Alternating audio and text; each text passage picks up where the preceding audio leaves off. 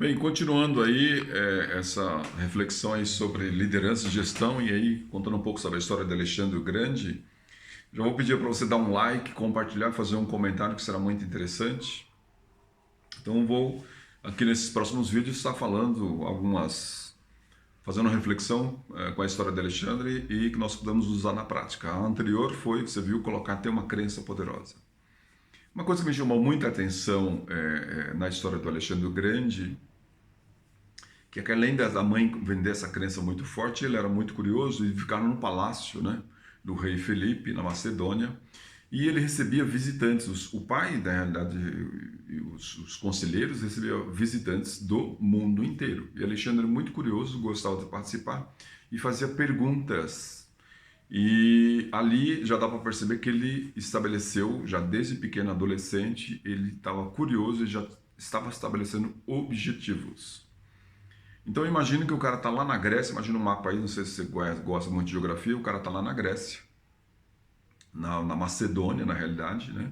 E vinha visitantes gregos, né? Da cidade de Esparta, da cidade de Atenas, que era a capital grega, de Tebas, havia os gregos, aí vinham os persas lá da antiga Babilônia, né?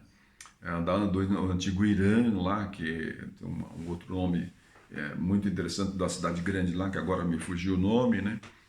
Tem o do Egito, então vinha visitantes do Egito. Tem uma cidadezinha lá próximo na Pérsia, próximo do Irã lá, que é conhecida como Nó Górdio, né? Que é a cidade que ficou conhecida como Nó Górdio.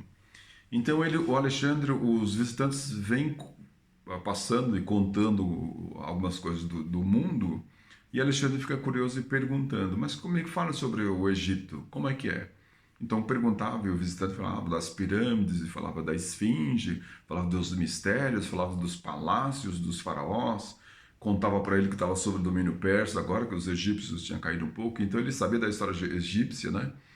E admirava muitos egípcios, mas já ficava sabendo também, perguntando como que era. Me fala como que é a Babilônia. Perguntava ele como que são os jardins suspensos da Babilônia, que ficava no antigo Iraque, né, que era a Babilônia antiga. E os visitantes contavam como que era o jardim suspenso, o palácio na Babilônia, o palácio suntuoso. Me fala como que é o templo de Atenas, né? Me fala como que é as ruínas lá de Troia, onde é que aconteceu a guerra de Troia entre os troianos e os gregos, e aí falava, né? Inclusive, falavam do monumento que deixaram para Aquiles lá, em homenagem a Aquiles.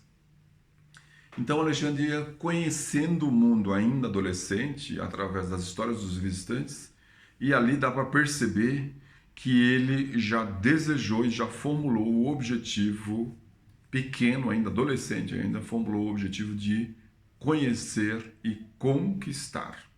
Lembre-se que ele tem a crença poderosa, ele está num palácio, o rei é um guerreiro que defende lá, ele sabe que os gregos são grandes guerreiros, ele sabe que os persas são grandes guerreiros, mas a mãe dele já tem uma crença dizendo o seguinte, você é o maior conquistador, né? O maior herói da Grécia lá foi Aquiles, na Ilíada, você descende diretamente deles, você é um conquistador, você não morre, entre aspas, por mãos humanas, porque você é um deus.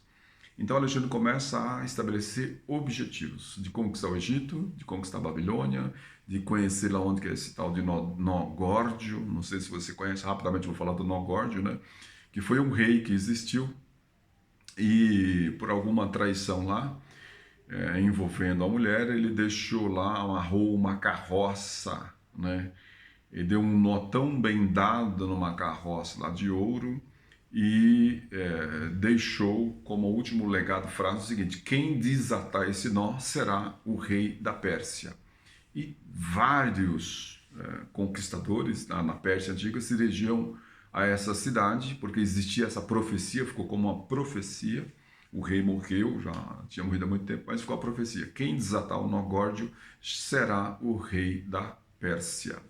Então Alexandre ouviu também essa história e ele desejou conhecer o nó górdio, conhecer o Egito, conhecer os palácios, e até Atenas e assim por diante. E é isso que vai acontecer na história do Alexandre. Ele vai conquistar o Egito, ele vai conquistar a Pérsia, ele vai conquistar a Babilônia, ele vai até a Índia, ele ouve falar das histórias da Índia, né?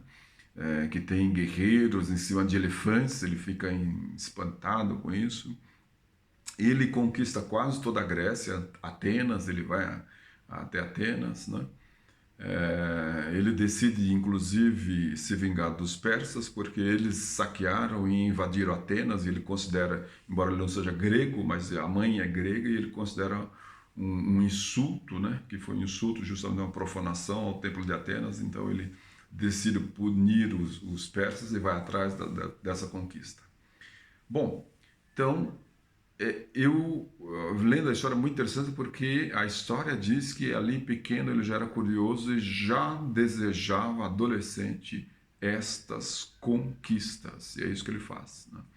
Uma história interessante é que ele não invade a Esparta. A única cidade ali grega que ele não invade é Esparta. E tem uma historinha que é muito interessante, que ele manda um bilhete para os espartanos, dizendo para eles se renderem. E vem um bilhetinho de volta dizendo o seguinte: aqui nós lideramos, nós não seguimos. E ele não foi. A única cidade grega que ele não foi Esparta, né? E aí ele sai dali depois de conquistar quase toda a Grécia e parte para a Pérsia e invade a Pérsia, lá hoje o que é a famosa Turquia, invade toda a Pérsia e conquista, vai até a Índia.